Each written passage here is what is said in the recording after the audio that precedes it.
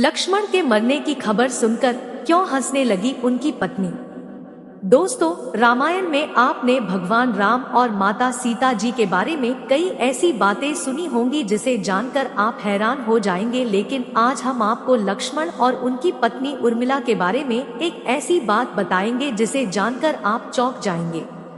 कहा जाता है कि जब हनुमान जी लक्ष्मण जी के लिए संजीवनी लेकर वापस आ रहे थे, तब रास्ते में उनकी मुलाकात भरत जी से हुई।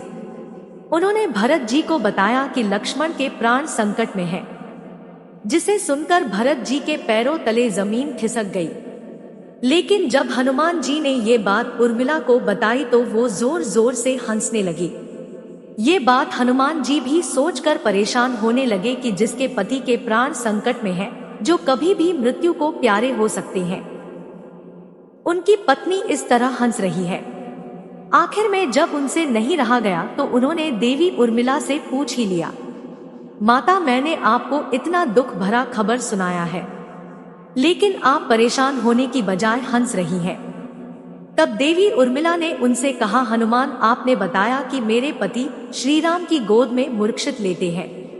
अब जो त्रिलोकपति श्रीहरि की गोद में लेटा हो, भला उसके प्राणों पर संकट कैसे आ सकता है, जिनकी रक्षा के लिए स्वयं महादेव के रुद्र अवतार संजीवनी लेने जा रहे हो।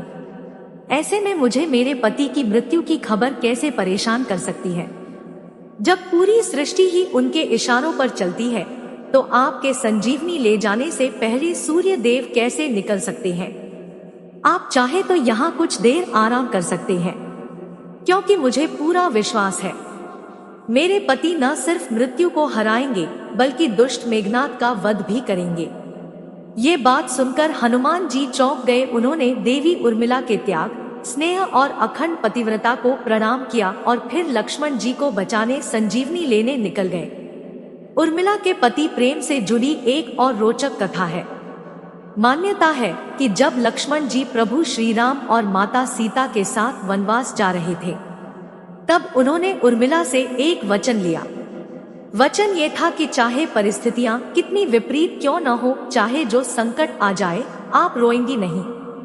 आखिर लक्ष्मण जी ने उनसे ये वचन क्यों मांगा?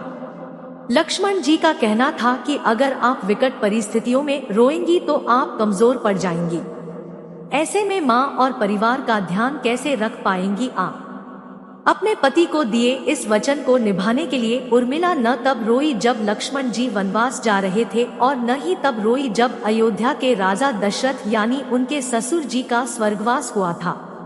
यहाँ तक कि लक्ष्मण जी के मूर्छित होने की खबर सुनकर भी उनकी आंख में एक आंसू तक नहीं आया था। इतना ही नहीं, लक्ष्मण जी अपना कर्म अच्छे से कर सके, इसलिए जब तक लक्ष्मण वनवास में रहे तब तक उर्मिला अयोध्या में सोती रही। यानी कि 14 साल तक उर्मिला अपने पति का साथ देने के लिए सोती रही। इसके पीछे की एक वजह और है। वनवास के पहले दिन भगवान राम और माता सीता तो सो गए, लेकिन उनकी सेवा और रक्षा के लिए लक्ष्मण जी रात भर जागते रहे। ये देखकर नींद की देवी लक्ष्मण जी से मिलने गई और उन्हें बताया कि वो जो कर रही हैं, वो प्रकृति के नियम के विरुद्ध है।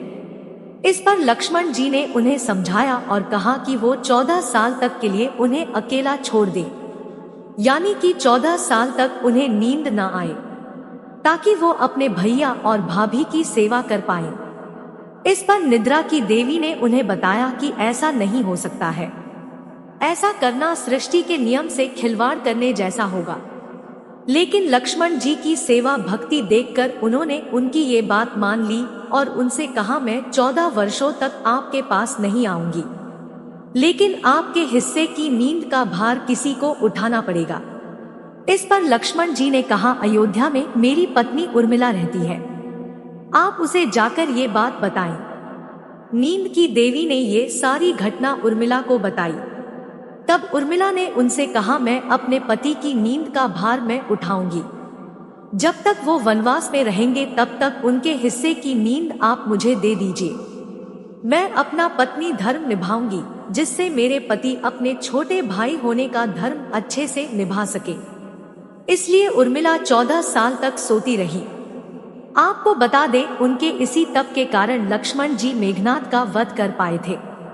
क्योंकि मेघनाद को केवल वही मार सकता था जो 14 वर्षों तक सोया न हो। दोस्तों, कहानी अच्छी लगी तो लाइक करें, शेयर करें, कमेंट करें और चैनल को सब्सक्राइब करें। Thank you.